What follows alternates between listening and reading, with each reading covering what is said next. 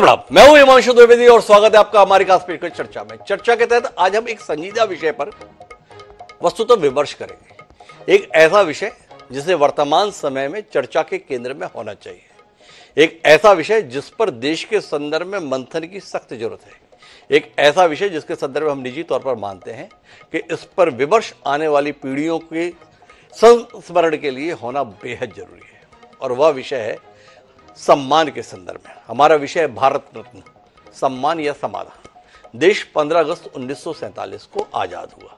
देश की जो विभूतियां थी उनके संदर्भ में देश की सरकार ने विचार किया कि उन विभूतियों को सम्मानित करने के संदर्भ में कुछ व्यवस्थाएं होनी चाहिए।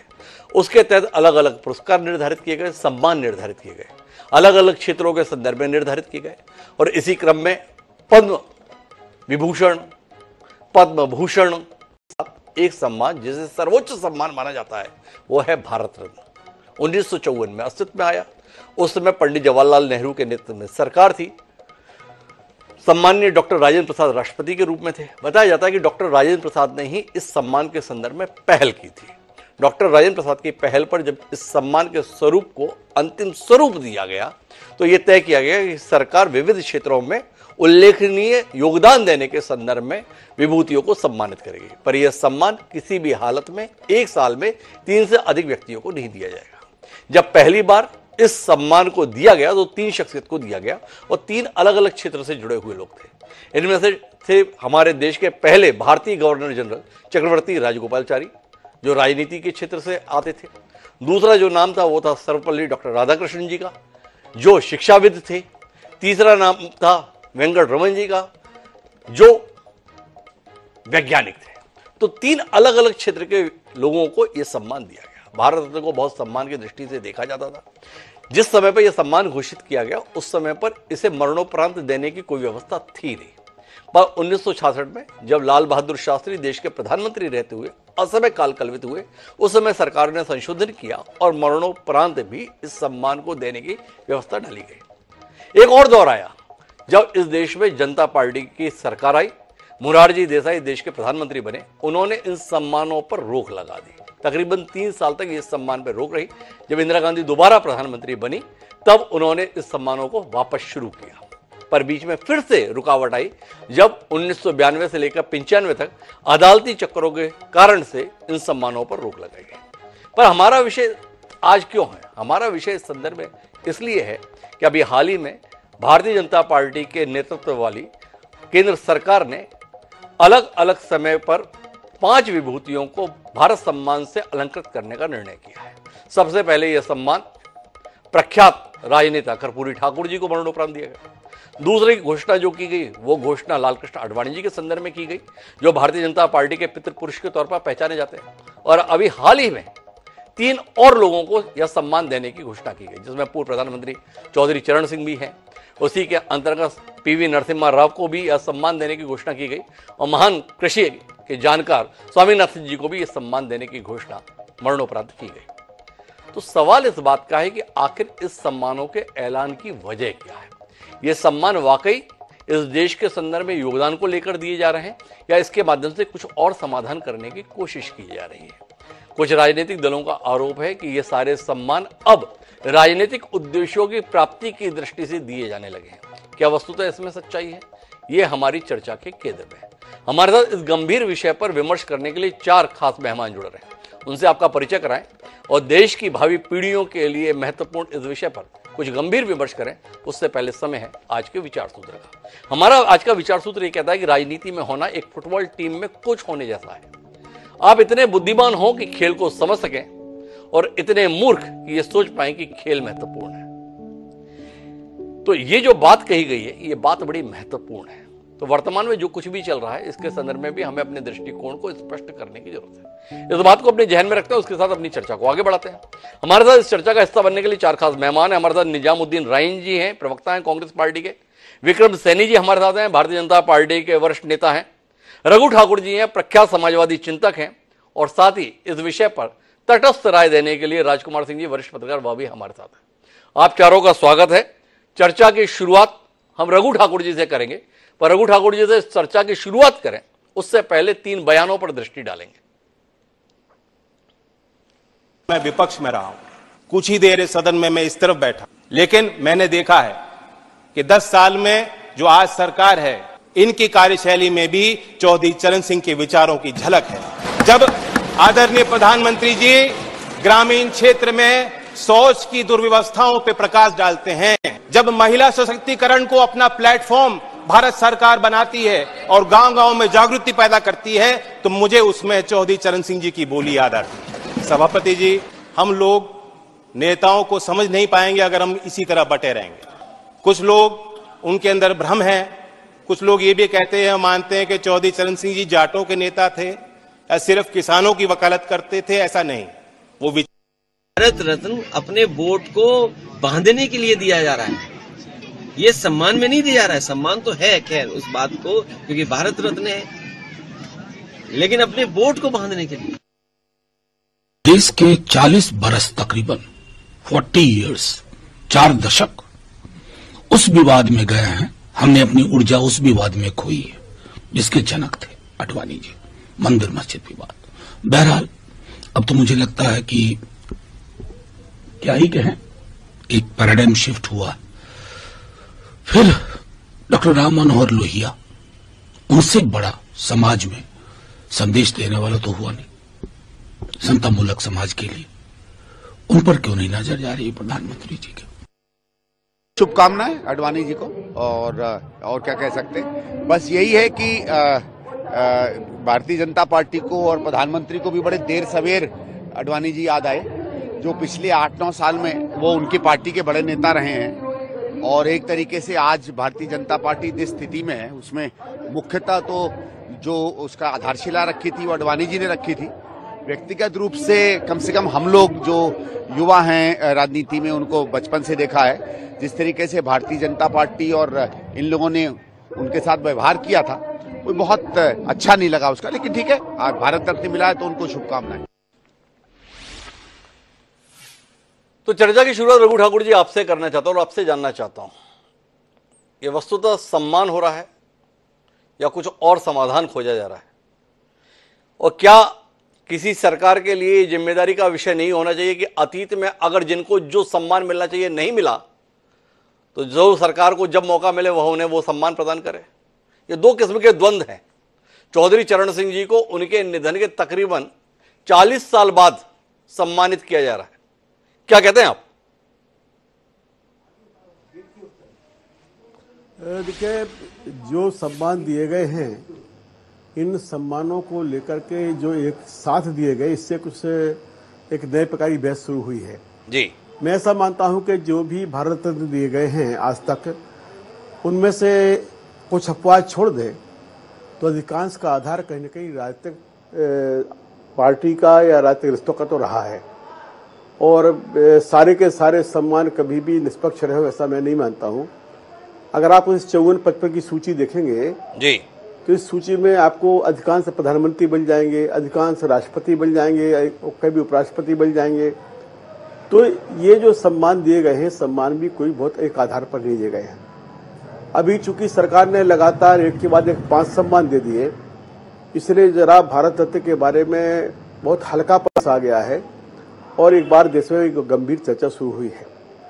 मैं ऐसा मानता हूं कि मैं किसी को दिए जाने नहीं जाने की आलोचना आज नहीं करना चाहता हूं, क्योंकि आलोचना के पक्ष का आधार तो सभी के लिए हो सकता है। कोई हमारे पक्ष का हो सकता है, कोई हमारे खिलाफ का हो सकता है। ये सभी मैं सुन रहा था, किसी ने डॉक्टर लोहिया के लिए कहा कि उनको नहीं मिला, और अब तो मैं कहना चाहूंगा सरकार से कि कृपा करके डॉक्टर लोहिया को बिल्कुल भारत रत्न मत देना आप, क्योंकि इस भीड़ में लोहिया को खोना हम नहीं चाहते हैं। बहरहाल मैं जो बात कह रहा था आपसे जी, कि जो पुरस्कार दिए जाएं, इन पुरस्कारों को अब कुछ एक तार्किक तरीके में बांटना चाहिए जी। जैसे कुछ खिलाड़ियों को भी मिले हैं, कुछ संगीतकार को मिले हैं। मेरा कहना यह है कि भारत सरकार को चाहिए कि वो शिक्षा, खेल, संगीत, इन विषयों के लिए अलग अलग रत्न का घोषणा करे कि ये शिक्षा के रत्न हैं, ये खेल के रत्न हैं, ये संगीत के रत्न हैं। इन विषयों के अलग अलग पुरस्कार दिए जाएं, और जो भारत रत्न जिनको दिया जाए या जो उनको दिया गया है अभी तक, इस पर एक बार देश में जनमत संग्रह होना चाहिए, और जिसके पक्ष में 50% से अधिक मतदान हो, उससे ही भारत रत्न माना जाना चाहिए। और बकाया को ससम्मान अन्य कोई पुरस्कार देके उसे उनका सम्मान कर दिया जाना चाहिए। तो रघु ठाकुर जी जो एक बेसिक लोग अलग हैं- किस्म का तर्क दे रहे हैं। उनका कहना है कि जनमत लिया जाना चाहिए सम्मान के संदर्भ में। इस देश का जनमत क्या उस विभूति को भारत रत्न के संदर्भ में देख रहा है, इस आधार पर अगर निर्धारण हो तो ज्यादा बेहतर होगा। पर मेरे साथ में इस समय विक्रम सैनी जी हैं, वो उस पार्टी का प्रतिनिधित्व कर रहे हैं जिसने 5 सम्मान लगातार पिछले 8-10 दिन में देने का फैसला किया है। उनके पास तार्किकता होगी इस फैसले के संदर्भ में, उनके पास वाकई जायज कारण भी होंगे जिसके चलते ये फैसले लिए गए। तो विक्रम जी, आपसे जानने की हमें बड़ी उत्कंठा है कि ये सम्मान 10 साल से जो सरकार है उसने इस मौके पर क्यों और किस आधार पर?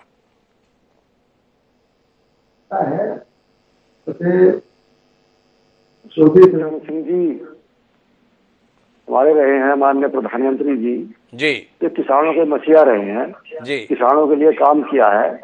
वे केवल जाट नेता नहीं है, किसानों के नेता भी रहे हैं और किसानों के लिए काम किया है। जी तो उनको भारत रत्न देना बहुत बढ़िया रहा और इसका संदेश बहुत अच्छा जा रहा है किसानों पर भी, पूरे देश पर भी। इसमें कोई ऐसा संदेह नहीं करना चाहिए और तर्क वितर्क भी नहीं करने चाहिए। लाल कृष्ण आडवाणी जी ने भी राम मंदिर का आंदोलन किया और एक बहुत बड़ा वर्ग है, देश का नाम भी है भारत में, ये समझ लीजिए कि अगर राम का नाम नहीं है तो कुछ भी नहीं। विक्रम जी, मैं थोड़ा इस चर्चा को जो है ना विस्तार देना चाहता हूं। चौधरी चरण सिंह जी का इस देश की सियासत में क्या योगदान है, ये कोई बहस का विषय नहीं है। बहुत बड़े नेता थे। इस देश के किसानों के लिए उनका क्या संघर्ष है, इसको लेकर भी कोई बहस का विषय नहीं है। सभी मानते हैं कि वो किसानों के बहुत बड़े हितैषी थे।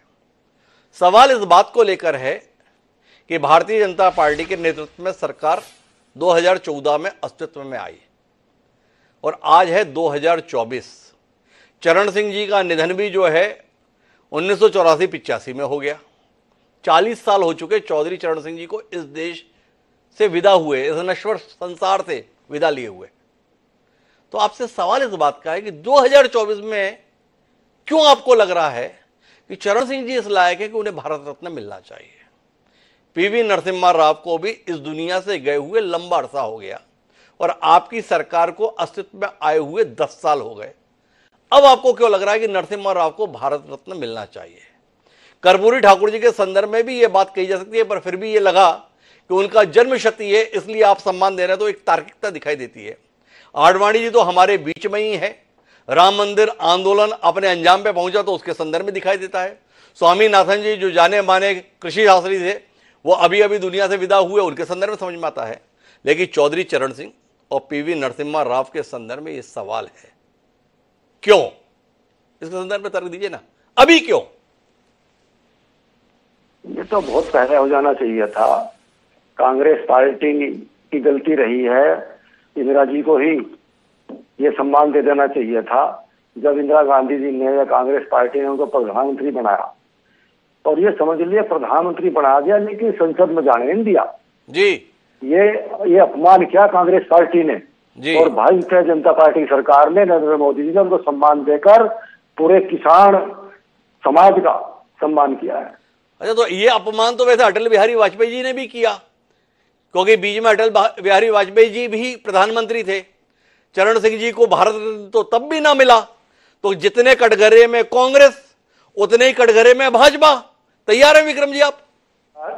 मिली जुली सरकार थी, ऐसा विचार किया होगा, लेकिन जो और दूसरे लोग थे उन्होंने नहीं दिया।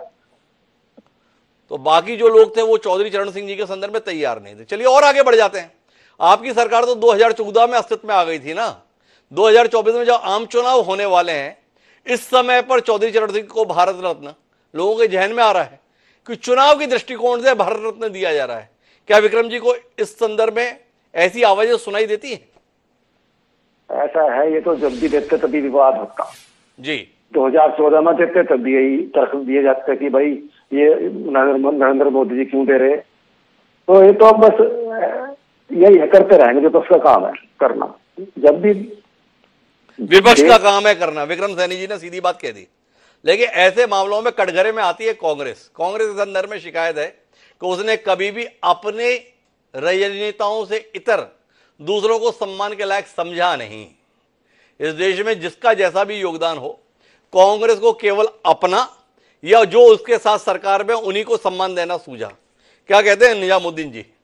भारतीय जनता पार्टी के और नरेंद्र मोदी जी की इस बात के लिए सराहना करेंगे कि जो कांग्रेस के प्रखर नेता थे, जो कांग्रेस की सरकार का नेतृत्व किया करते थे, पीवी नरसिम्हा राव, उनको भी भारत रत्न जैसा सम्मान देने का फैसला इस सरकार ने किया।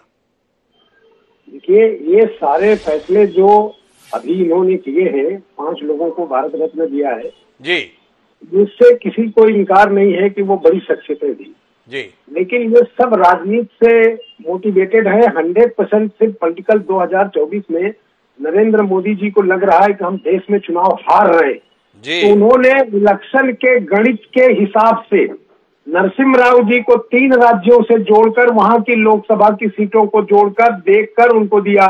उत्तर प्रदेश में चूंकि अब उनको लगने लगा है कि जयंत अगर हमारे साथ आएगा तो बीजेपी की कुछ सीटें जो पिछली बार रह गई थी या इस बार बढ़ेंगी, उससे वो जोड़कर देख रहे हैं। कर्पूरी ठाकुर जी का उन्होंने दिया, उनका सम्मान, लेकिन वो भी ओबीसी का एक बड़ा मुद्दा था, उस पर बड़ी चर्चाएं हुई देश में, आपने देखा। अडवाणी जी के विषय में तो आपको मालूम ही है, मेरा ख्याल ज्यादातर लोगों को मरणोपरांत ही तकरीबन मिला है, जिंदा उनको मिला।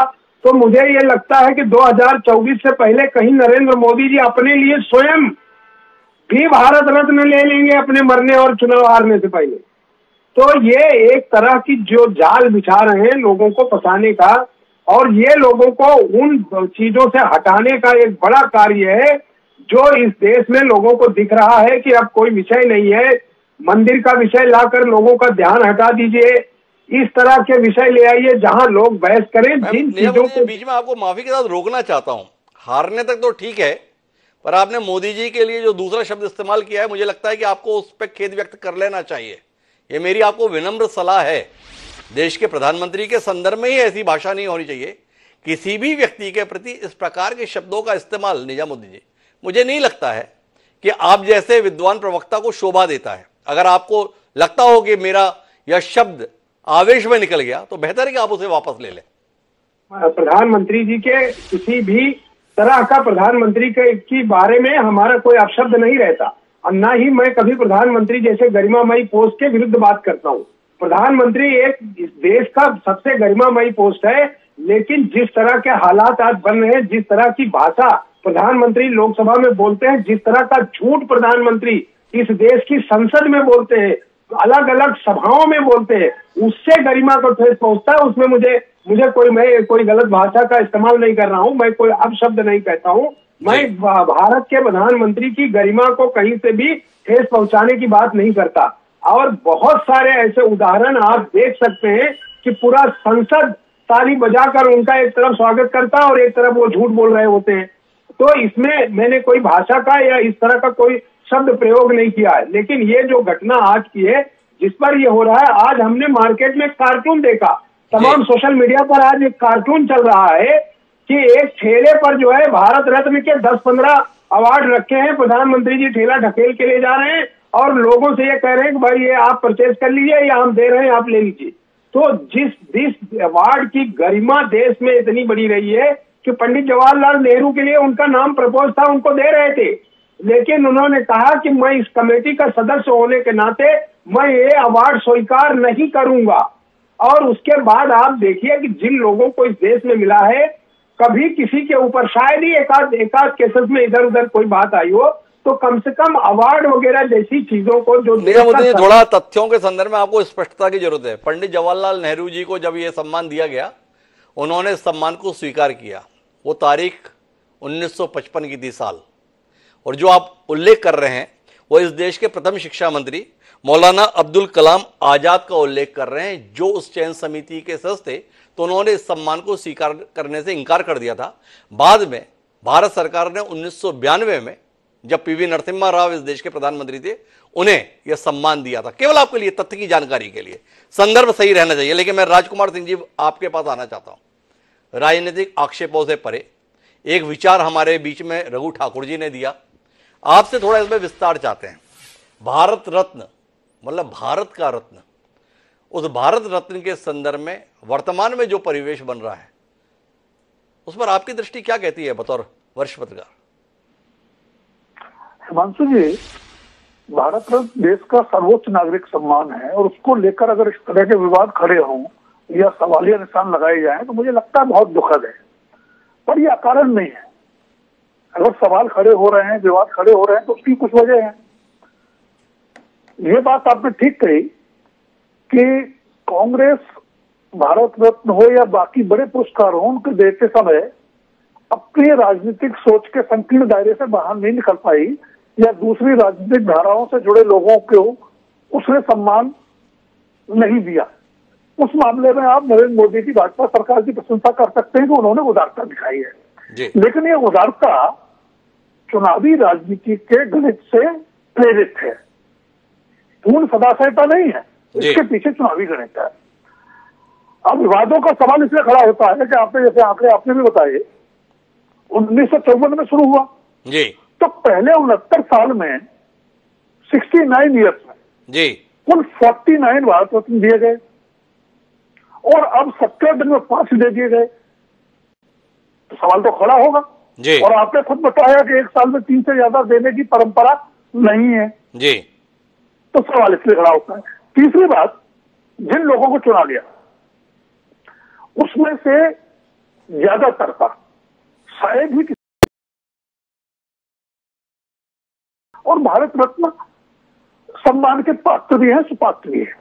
हालांकि एक नाम पर मेरी थोड़ी सी असहमति है, मैं बाद में चर्चा करूंगा जी।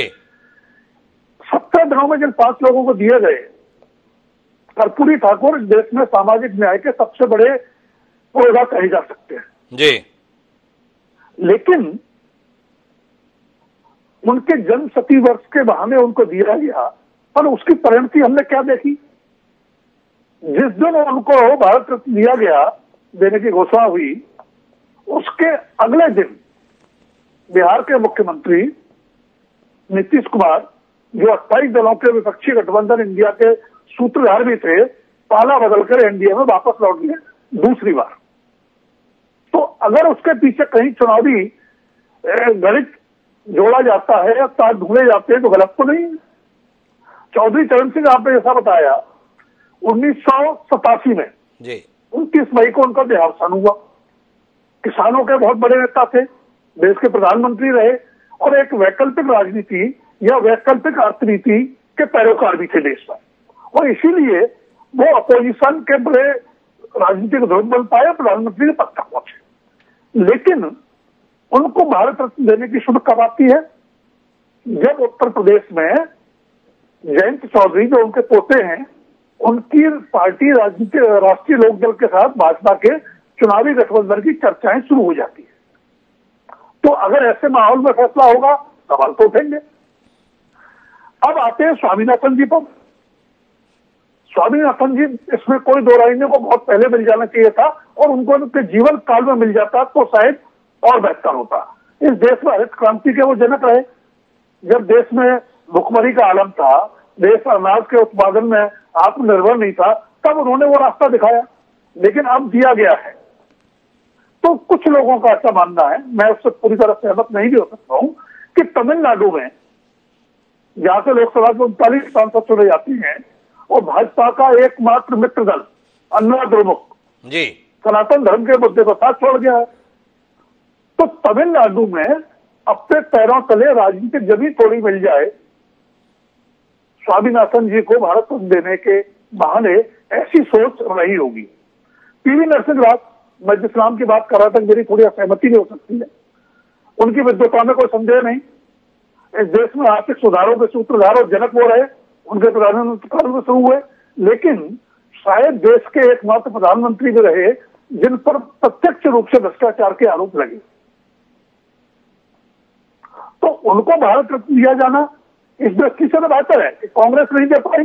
कांग्रेस के प्रधानमंत्री थे, कांग्रेस कटघरे में खड़ा होती है कि अपने नेताओं में भेदभाव किया, लेकिन शायद उसके पीछे भी गणना ये है कि आंध्र प्रदेश जब से 25 लोकसभा के सांसद चुने जाते हैं और बीजेपी का अभी तक खाता नहीं खुला है, वहां कोई जोड़ीदार भी उनके साथ नहीं है, न टीडीपी से अभी तक अलायंस हुआ है, न जगनमोहन रेड्डी की वाईएसआरसीपी से हुआ है, तो वहां भी एक राजनीतिक जमीन मिल जाए या गठबंधन का रास्ता आगे के लिए प्रशस्त हो जाए, ऐसी गणना रही होगी। तो जब आप इस जो गुणा भाग के साथ देश के सर्वोच्च नागरिक सम्मान के संदर्भ में फैसला लेते हैं या ऐसे समय लेते हैं जब इस तरह के गुणाभाग को लेकर सवाल किए जा सके, तो कहीं ना कहीं विवाद भी होगा, सवाल भी उठेंगे। और इस स्थिति से बचने के लिए कोई एक सुस्पष्ट नीति बनाने की जरूरत है। जैसा रघु ठाकुर जी कह रहे थे, वो भी एक विकल्प हो सकता है। वो भी एक विकल्प हो सकता है। लेकिन मेरा एक सवाल है, क्या देश में कानून नहीं हो जाना चाहिए राजकुमार जी, कि जो इस देश का प्रधानमंत्री होगा उसे अपने आप भारत रत्न मिल जाएगा? आप सूची देखिए, जो देश का प्रधानमंत्री पंडित जवाहरलाल नेहरू भारत रत्न, इंदिरा गांधी भारत रत्न, लाल बहादुर शास्त्री भारत रत्न, अब चरण सिंह भारत रत्न, मोरारजी देसाई भारत रत्न, पीवी नरसिम्हा राव भारत रत्न, अटल बिहारी वाजपेयी भारत रत्न। तो अब निजामुद्दीन जी शिकायत कर रहे हैं, हो सकता है नरेंद्र मोदी जी को भी भारत रत्न हो जाए। तो कांग्रेस जिस परंपरा का निर्वहन करती आई, तो क्या यह नियम ही ना हो जाए कि जो देश का प्रधानमंत्री वो भारत रत्न साथ में हो ही जाए, इतना मशक्कत ही ना रहे? क्या कहते हैं आप इस पर? नहीं, लेकिन फिर लाल कृष्ण आडवाणी जी को कैसे मिलेगा? उनके साथ अन्याय हो जाता है ना अगर ऐसा कानून होता तो जी। दूसरी बात, अभी कांग्रेस प्रवक्ता कह रहे थे कि ये सारे विवाद अब क्यों हुए हैं। भाई, सचिन तेंदुलकर को भारत रत्न किसे दिया? कांग्रेस के कार्यकाल में मिला ना जी, शासनकाल में मिला, और उस समय मिला जो राज्यसभा के सदस्य बनने किया उसके कांग्रेस की तरफ से जी। तो देश के सर्वोच्च नागरिक सम्मान का राजनीतिकरण ऐसा नहीं कि नरेंद्र मोदी के सरकार के कार्यकाल में हुआ है, ये बहुत पहले जाता है। सचिन तेंदुलकर क्रिकेट के बहुत शानदार खिलाड़ी हैं, बतौर क्रिकेट प्रशंसक मैं उनका प्रशंसक भी हो सकता हूं, लेकिन एक खिलाड़ी को भारत रत्न आप दे रहे हैं, उससे पहले राज्यसभा में भेज रहे हैं, तब भी लोगों को समझ आया था कि आपकी योजना कहीं न कहीं महाराष्ट्र में अपने चुनावी गणित को ठीक करने की है और सचिन तेंदुलकर के जरिए युवाओं को साधने की है। आप सम्मान दे रहे हैं या इसके माध्यम से राजनीतिक समाधान खोज रहे हैं? अनुभव यह बता रहा है कि कहीं ना कहीं इन सम्मानों के माध्यम से राजनीतिक समाधान खोजने की कोशिश की जा रही है। मैं वापस रघु ठाकुर जी आपके पास आना चाहता हूं। कम से कम पहले यह प्रावधान था जब इस भारत रत्न की अवधारणा देश में आई थी कि जीवित लोगों को ही भारत रत्न दिया जाता था। अब लाल बहादुर शास्त्री जी के अवसान के समय, जैसे हमने बताया, संशोधन कर दिया सरकार ने, मरणोपरांत देने की व्यवस्था कर दी। अब मरणोपरांत की जो व्यवस्था हो गई है उसमें यह स्पष्ट नहीं है कि मरणोपरांत कब तक, तो जिसको जैसी सुविधा हो जाए तब तक। अब पंडित मदन मोहन मालवीय 1946 में शांत हो गए, पर उनको सम्मान कब मिला? जब 2014 में भारतीय जनता पार्टी के नेतृत्व में सरकार अस्तित्व में आ गई। तो आपसे जानना यह चाहता हूं कि अगर पंडित मदन मोहन मालवीय को यह सम्मान मिला, पर इतनी लंबी सूची है, महात्मा गांधी का नाम भारत रत्न में दिखाई नहीं देता, वो भगत सिंह भी मुझे इस सूची में दिखाई नहीं दे रहे, दिखाई मुझे सुखदेव और राजगुरु भी नहीं रहे, वो बाल गंगाधर तिलक भी क्या भारत रत्न के पात्र नहीं है? ऐसा सवाल जहन में आ जाता है।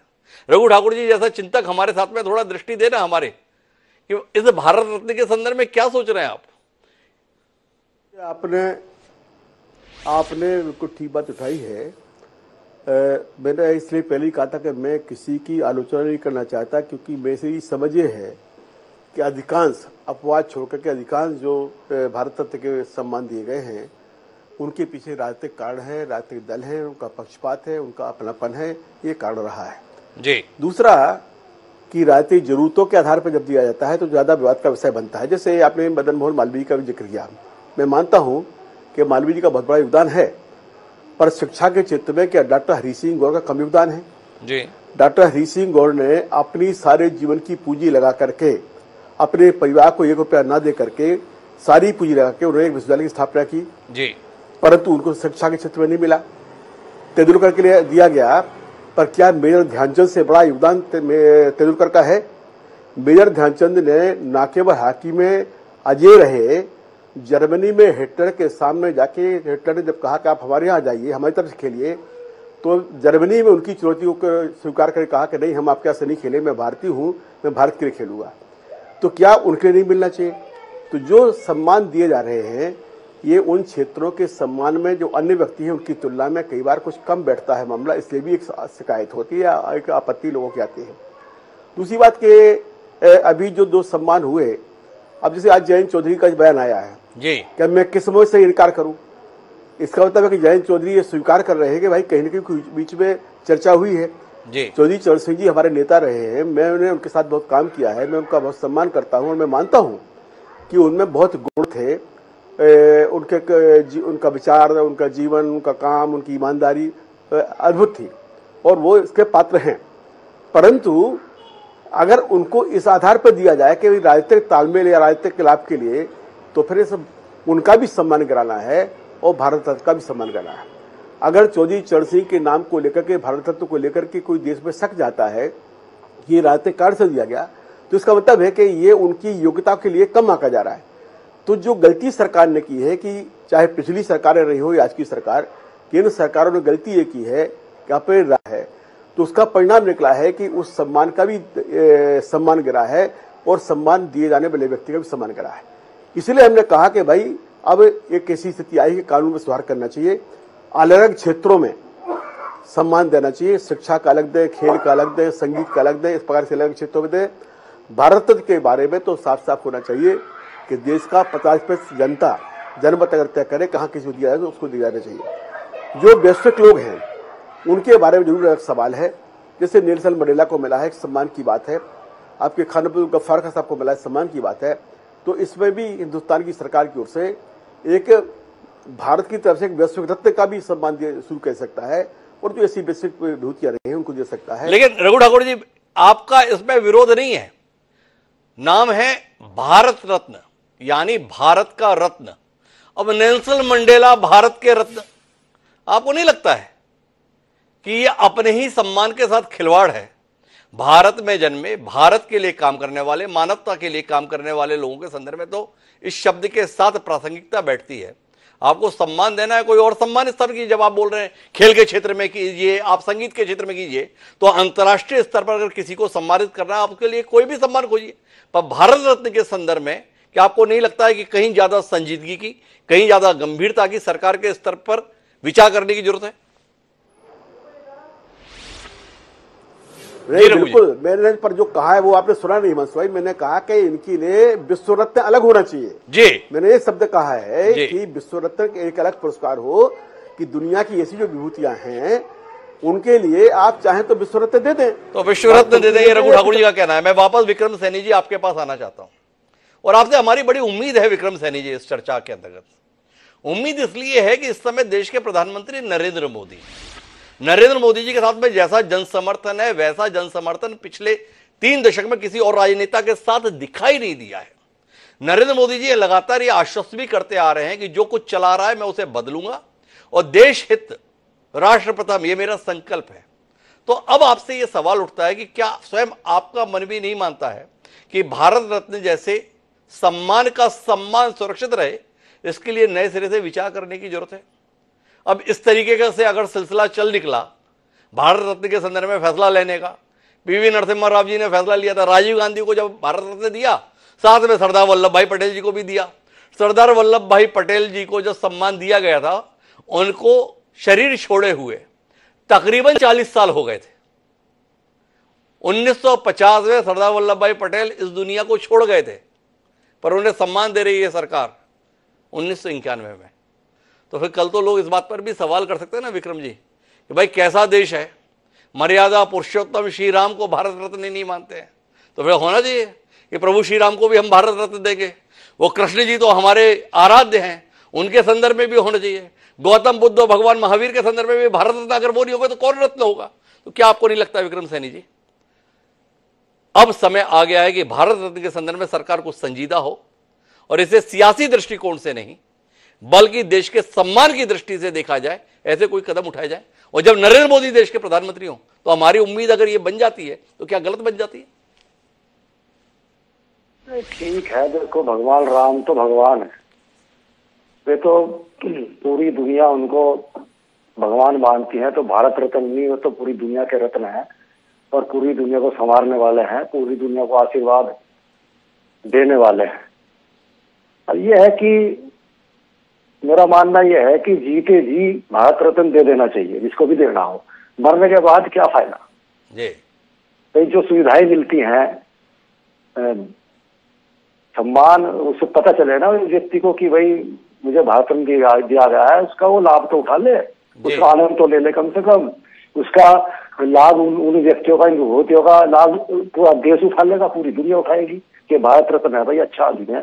जैसे आडवाणी जी को है दिया तो ठीक दिया, चरण सिंह जी को पहले दे देना चाहिए था। तो ये है, अब आपकी बात ठीक है।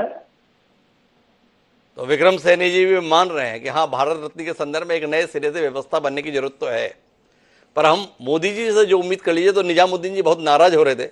निजामुद्दीन जी अब थोड़ा आत्मग्लानि के भाव में हैं कि गलतियां हमने ही ऐसी शुरू कर दी जिसका विस्तार हो रहा है। निजामुद्दीन जी नहीं, इसमें गलती का कोई विषय नहीं है। अगर कोई इस काबिल है तो उसे देने में कोई हर्ज नहीं है। ये बहस इसलिए छिड़ गई क्योंकि एक साथ 5 लोगों को देना और सब राजनीतिक फायदे के लिए देना हुआ।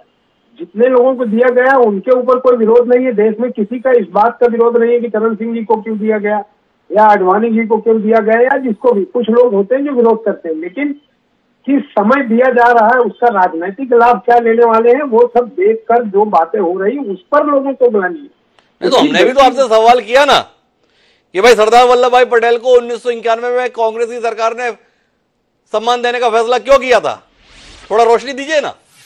देखिए, जब जो है किसी को भारत रत्न देने का भी इससे पहले सुनिए उनका आया था, सचिन तेंदुलकर जी का, तो आपने देखा होगा तो वो विषय बहुत दिन तक कला खेल के मैदान में नहीं दे रहे थे। उसके बाद उसका प्रावधान किया गया और उसके अलावा उन्होंने शायद उनकी संसद सदस्यता के लिए कहा था। तो संसद सदस्यता में जो मेंबर्स को राष्ट्रपति नॉमिनेट करते हैं उसमें कॉलम है कि वो कोई क्रिकेटर या खेल के मैदान से आएगा या फिल्म इंडस्ट्री से आएगा या जर्नलिज्म से आएगा। एक एक सदस्य को उसके लिए नॉमिनेट करते हैं। इसलिए सचिन तेंदुलकर पर ये कहना कि उनको सांसद भी बनाया और वो नहीं बना सकते थे, ऐसा बिल्कुल नहीं है। दूसरी चीज है कि जिन बड़े लोगों को मिला उनके व्यक्तिगत कोई भी आदमी इस देश में उनका विरोध नहीं कर रहा है। विरोध इस बात को लेकर कि इसका राजनीतिक लाभ लेने के लिए उन्होंने सारे नियम को ताक पर रख दिया। जब भारत के सरकार ने एक नियम बनाया है कि 3 जो है अवार्ड दिए जाएंगे, तो फिर 5 कैसे हो गए और अभी और भी दिए जाने के प्रस्ताव हो सकता है 1 आध दिन में और भी आ जाए। तो आप निजामुद्दीन जी इस संदर्भ में क्या कहेंगे? जब कांग्रेस की सरकार रही, कांग्रेस पार्टी ने अपनी विचारधारा से परे किसी व्यक्ति को इस सम्मान के लायक नहीं समझा जो राजनीति में सक्रिय था। पर वहीं भारतीय जनता पार्टी और नरेंद्र मोदी जी की इस बात के लिए सराहना करेंगे। आपकी पार्टी के बड़े नेता थे, नाम था उनका प्रणब मुखर्जी, उनको भारत रत्न देने का फैसला नरेंद्र मोदी जी ने किया। और अभी पीवी नरसिम्हा राव, उनको भी सम्मान देने का फैसला नरेंद्र मोदी जी ने किया। क्या नहीं मानते निजामुद्दीन जी, जब आप लोगों को मौका मिला था ये उदारता दिखाने का मौका आप चूक गए, या आपके शब्दों में राजनीतिक लाभ उठाने का मौका आप चूक गए? दौरान अगर आपको याद हो, बहुत अच्छे से आपने देखा कि प्रणब दा और कांग्रेस के बीच झगड़ा लगाने का काम आरएसएस ने अपने हेडक्वार्टर से शुरू किया था। अब उस बहस में मैं नहीं जाता क्योंकि उसमें पूरा लंबा एक वक्त होगा, क्योंकि जिस तरह से मोदी जी ने अपनी चाल चली उनको लड़ाने के लिए, लेकिन आखिरी दिनों तक उसमें वो सक्सेस नहीं हुए। बाद में उनकी बेटी को वो बीजेपी में शामिल करा के ले गए। वो बिल्कुल सब राजनीतिक विषय है। मैं इस जो राष्ट्र का सर्वोच्च सम्मान है इसके लिए कोई राजनीतिकरण नहीं हो। अगर किसी ने गलती की है तो वो सुधार हो, लेकिन इस सम्मान को हमेशा बरकरार रखने के लिए देश के जो चाहने वाले लोग हैं उनको भी आगे आकर अगर कोई चीज गलत हो रहा है तो उसका विरोध करें। इसमें हम कोई राजनीतिक लाभ लेने की दृष्टि से किसको दिया नहीं दिया उस पर नहीं बहस करते। लेकिन अभी जो हुआ वो बिल्कुल राजनीति से प्रेरित है, क्योंकि सबको लगता है कि 3 दिनों में 5 दिनों में जिस तरह का अनाउंसमेंट हो रहा है और होंगे, तो वो तो ये इस तरह की चीजें कभी इस देश में नहीं देखा था। इस देश में कभी नहीं देखा था, ये कहना है नहीं। मैं वापस आना चाहता हूँ राजकुमार जी आपके पास में। आपको नरेंद्र मोदी जी से उम्मीद नहीं है क्या राजकुमार जी? नरेंद्र मोदी जी ने कई ऐसी चीजें इस दौरान करने की चेष्टा की हैं जो देश मानता तो था कि ऐसा होना चाहिए, पर होता नहीं था। क्या आपको नहीं लगता है कि अब नरेंद्र मोदी जी सफलता के जिस शिखर पर हैं उस पर वह ऐसे साहसिक फैसले ले सकते हैं जिसमें आने वाली पीढ़ियां गर्व कर सकें? क्या सम्मान के संदर्भ में भी वक्त नहीं है? हिमांशु जी, ये बात आपकी सही है कि जिस मुकाम पर है वो सफलता के, राजनीतिक सत्ता के, उसमें उस तरह के फैसले ले सकते हैं और कुछ लिए भी हैं। लेकिन उस सत्ता में बने रहने के लिए आपको चुनावी सफलता भी जरूरी है जी। और 2 महीने बाद चुनाव है। उस चुनाव में आपने 400 पार का नारा दे दिया है, जबकि आप अपना जो बेस्ट परफॉर्मेंस है 2019 का वो 303 था जी।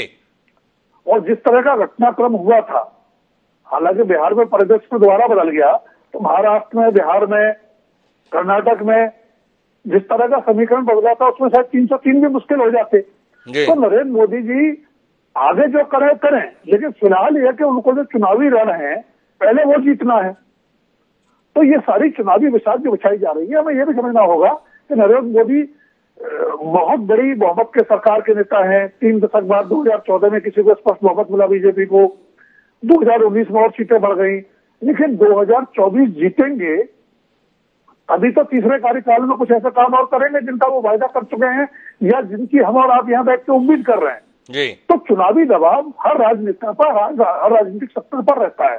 वो दबाव कहीं न कहीं इन फैसलों में बहुत ज्यादा स्पष्ट तौर पर परिलक्षित हो रहा है, जो शायद मैं अपनी निजी राय कह रहा हूं कि जो नरेंद्र मोदी की छवि बनी पिछले 9 साल में, उनसे ये अपेक्षित शायद नहीं था जी, उनसे ये शायद अपेक्षित नहीं था। पर मैं आपसे ये जानना चाहूंगा कि क्या आप नहीं मानते कि राजनीतिक जरूरत और वक्त के साथ न्याय दोनों का सामंजस्य बिठाने की कोशिश कर रहे हैं? भाई एक बड़ा वर्ग है जो लंबे अरसे से ये महसूस करता था कि चौधरी चरण सिंह जी को भी भारत रत्न होना चाहिए, पर नहीं थे। कर्पूरी ठाकुर जी के संदर्भ में सभी मानते हैं कि सामाजिक न्याय के सबसे बड़े पुरोधा उन्हें भारत रत्न मिलना चाहिए, पर नहीं मिला है। स्वामीनाथन जी के संदर्भ में आप खुद ही बोल रहे हैं कि हरित क्रांति के जनक तो उन्हें पहले ही मिल जाना चाहिए था, नहीं मिला है। तो क्या आप नहीं मानते हैं कि टाइमिंग को अपनी सुविधा के साथ बिठाकर जो होना चाहिए था वो कर दिया जा रहा है? इसके संदर्भ में आप क्या कहेंगे? मैं आपकी बात से बिल्कुल सहमत हूं। इस मामले में नरेंद्र मोदी का कोई जवाब नहीं है कि किस समय कौन सा दांव, कौन सा फैसला लेना चाहिए जिस पर लोग ज्यादा संदेह न करें, सहमत भी हों और कहीं 1-2 क्षेत्रों से सवाल उठे तो उठते रहें। टाइमिंग के मामले में नरेंद्र मोदी सरकार का कोई जवाब इसलिए नहीं है। जब 2014 से 19 देख लें जी, उस दौरान क्या काम किए गए, और 2019 में जब आप और स्पष्ट बहुमत से आ गए जी, तो आपने अपना एक पुराना एजेंडा था, जो कोर एजेंडा होता था आरएसएस का भी, जनसंघ का भी और बीजेपी का भी था, 370 हो, राम मंदिर हो, 3 तलाक हो और अब सीएए। तो इस मामले टाइमिंग हम वही कह रहे हैं कि हमारा अपना नजरिया थोड़ा अलग रहता है, लेकिन नरेंद्र मोदी के ऊपर देश की अपेक्षाओं के साथ साथ राजनीतिक जरूरतों का दबाव भी रहता है और उसके बीच संतुलन बिठाते हुए वो जो फैसला लेते हैं। मैं थोड़ी अलग बात कर रहा हूं, शायद उन परिस्थितियों को ध्यान में रखते हुए कांग्रेस को या दूसरे विपक्षी दलों को ये सीखना होगा कि 2014 के बाद की जो राजनीतिक संस्कृति इस देश में बनी है उसमें राजनीतिक मुहावरे बदल गए हैं, राजनीतिक खेल के नियम बदल गए हैं, रणनीतियां बदल गई हैं। तो नरेंद्र मोदी से और भाजपा से कुछ सीखने की जरूरत है कि किस तरह से कौन से समय पर कई फैसला लेते हैं, कौन सा फैसला किस समय पर कैसे लिया जाता है, ये समझने की जरूरत है। तो मैं अब आखिरी टिप्पणी के लिए रघु ठाकुर जी आपके पास आता हूं। आपने एक सुझाव तो दिया कि जनमत लेकर भारत रत्न के संदर्भ में फैसला किया जाए। कोई और विचार आपके पास में है इस देश की सरकार के लिए, ताकि सम्मानों का सम्मान सुरक्षित रह जाए? क्योंकि समाधान तो निकल रहे हैं राजनीतिक, पर यह आशंका जहन में आ गई है इन समाधानों के चक्कर में कि सम्मान का अपमान ना हो जाए। क्या कहते हैं? ये सम्मान का अपमान शुरू हो गया है। और जो बात अभी हम सुन रहे थे, राजकुमार जी कह रहे थे, देखिए नरेंद्र मोदी जी समय के पारखी है, अलग बात है, परंतु क्या भारत रत्न के से सम्मान के लिए राजनीति का एजेंडा बनाया जाना चाहिए? और अगर उसको बनाना है तो फिर क्या उसको अपने घोषणा पत्र में नीति के तौर पर शामिल नहीं करना चाहिए? ये 2 सवाल हैं जो सवाल प्रधानमंत्री से पूछना होंगे। प्रधानमंत्री जी जब लड़ने के लिए बनारस जाते हैं तो उनको मालवीय जी की आवश्यकता महसूस होती है, तो मालवीय जी के लिए घोषणा हो जाती है, हरि सिंह और छूट जाते हैं। इसी प्रकार से तेंदुलकर की जरूरत पड़ती है कांग्रेस पार्टी के लिए, तो वो घोषणा हो जाते हैं, मेजर ध्यानचंद छूट जाते हैं। तो मेरा कहना यह है कि भारत रत्न के लिए भारत रत्न दे दिया जाए, भारत रत्न के लिए दलीय रत्न या एक टुकड़ा हुआ न बनाया जाए। और इसलिए हमने ये सुझाव दिया कि 4 हिस्सों में बांटा जाना चाहिए। एक तो वो है कि जो विषय के अलग अलग हैं उनके लिए दिया जाए, दूसरा, जो वैश्विक शक्तियां हैं, वैश्विक प्रतिभाएं हैं, उनको एक विश्व रत्न दिया जाए। और तीसरा, जिनको भारत रत्न दिया जाना है और जिनको दिया गया है, मेरे तो कहना कि आप सबके बारे में एक बार जनमत संग्रह हो जाए, ताकि जिस पर जनमत की मोहर लग जाए उस व्यक्ति के लिए सम्मान रहे, बकाये के लिए सम्मानित रखा जाए, परंतु भारत रत्न से अलग किया जाए। अगर ये नहीं करेंगे तो भारत रत्न का सम्मान गिरेगा, और भारत का सम्मान गिरेगा तो अंततः हम अपने देश का सम्मान दुनिया में गिराएंगे, दुनिया में हम हास्यास्पद बनेंगे। जो निजामुद्दीन जी भी कह रहे थे कि एक प्रकार का ये चुटकुला चला हुआ है सोशल मीडिया के ऊपर, ये गलत नहीं कह रहे थे, हमको बहुत लोगों ने कहा। तो इस प्रकार का पक्ष अगर भारत रत्न जैसे पुरस्कार के बारे में हो जाए तो फिर हमारे देश की आत्मा और विचार कहाँ रहा, देश का मूल्य क्या रहा। और एक बात और मैं कहूँ कि जो सुझाव, जो चर्चा पहले आपने कही थी कि नियम में बनाया गया था कि जीवित काल में ही दिया जाना चाहिए, मेरी राय में इसको बदल देना चाहिए। जीवित काल में तो बिल्कुल नहीं दिया जाना चाहिए, क्योंकि जीवित काल में दिया जाने से क्या हो सकता है, जो खतरा होता है, जो हमने देखा भी है और आपने भी इसको उदाहरण बताई है कि जो लोग पद पर हैं वो अपने आप को ले लेंगे। तो इसलिए जीवित काल में बिल्कुल नहीं जाए, बल्कि मैं तो कहता हूँ, जो डॉक्टर लोहिया ने सर्वस्व प्रतिभा के संबंध में कहा था कि किसी व्यक्ति की मृत्यु के उसके 40 या 50 साल के बाद उस पर जनमत संग्रह हो, अगर तब भी लोग माने कहा ये भारत के रत्न के लायक है तो उसे भारत रत्न दिया जाए, तो उसे भारत रत्न दिया। तो अगर हम इस बातचीत के निष्कर्ष पर पहुंचे तो भारत रत्न किसको माना जाए? जिसे सरकार मान लेती है कि रत्न है उसे माना जाए, या जिसे इस देश की जनता मानती है कि रत्न है उसे माना जाए? रघु ठाकुर जी का विचार है कि भारत रत्न के संदर्भ में फैसला सरकार के स्तर पर नहीं, जनता के स्तर पर आना चाहिए। जनमत संग्रह के माध्यम से जनता की राय ली जाए और उसके आधार पर निर्धारित किया जाए कि यह भारत रत्न के योग्य है या नहीं है। दूसरी महत्वपूर्ण बात यह है कि भारत रत्न के संदर्भ में यह भी एक बार पुनः विचार हो कि ये जीवित रहते दिया जाना है या मरणोपरांत दिया जाना है, और मरणोपरांत भी दिया जाना है तो कितनी अवधि के अंदर विचार किया जाना है। जो लोग इस दुनिया को विदा किए हुए 25 साल, 50 साल, 100 साल हो गए, उनको भारत रत्न दिया जाता है, तो कहीं ना कहीं इन फैसलों को पे संदेह की बू आती है। लगता है ये सम्मान नहीं दिया जा रहा है, बल्कि कोई सियासी समाधान खोजा जा रहा है। अब इस देश के प्रधानमंत्री नरेंद्र मोदी हैं, इस देश में स्पष्ट जनादेश की सरकार है, तो ऐसे स्पष्ट जनादेश की सरकार से साहसिक फैसलों की उम्मीद देश की आवाम को रहती है, और खासतौर पर यह उम्मीद तब और बढ़ जाती है जब देश के प्रधानमंत्री ये भरोसा दिलाते हैं कि वह जो कुछ भी कर रहे हैं इस देश का गौरव दुनिया में बढ़ाने के लिए कर रहे हैं। तो हम उम्मीद करते हैं सम्मान के संदर्भ में भी वो कोई ना कोई ऐसा साहसिक फैसला लेंगे जो आने वाली पीढ़ियों के बीच नजीर बनेगा। इस उम्मीद के साथ आप चारों मेहमानों का बहुत बहुत धन्यवाद हमारे साथ इस बौद्धिक विमर्श का हिस्सा बनने के लिए। समय है अब आज के शेर का। तो हमारा आज का शेर कहता है कि तुझको भी हक है सियासत में चले जाने का, तुझको भी हक है सियासत में चले जाने का, तू अगर रेत की दीवार बना सकता है। हनीफ दानिश इंदौरी ने जो यह बात कही थी, यह बात सियासी दुश्वारियों के संदर्भ में थी, पर सम्मान सियासी दुश्वारियों से परे होना चाहिए। सम्मान समाज में स्थान को व्यक्त करता है, इसे सियासत के समाधान का औजार नहीं बनना चाहिए। वर्तमान में 5 सम्मानों की घोषणा के साथ एक विमर्श का वातावरण बना है। इस विमर्श के वातावरण को किसी नतीजे पर पहुंचना चाहिए, और जो नतीजा आए उस पर सरकार को अमल करना चाहिए। इस उम्मीद के साथ में अब मुझे दीजिए इजाजत, कल फिर मिलेंगे नए विषय के साथ, तब तक के लिए सलाम।